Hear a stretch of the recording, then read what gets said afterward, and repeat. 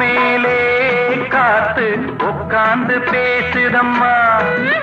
அது உட்கார்ந்து பேசையிலே தேனு உள்ளூர ஊறுதம்மா.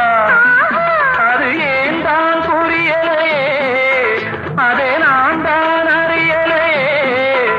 ஒரு மோகம் ஒரு தாகம் இங்கு ஒன்னாலே இந்நேரம் உண்டானது. குத்தி பூ மேலே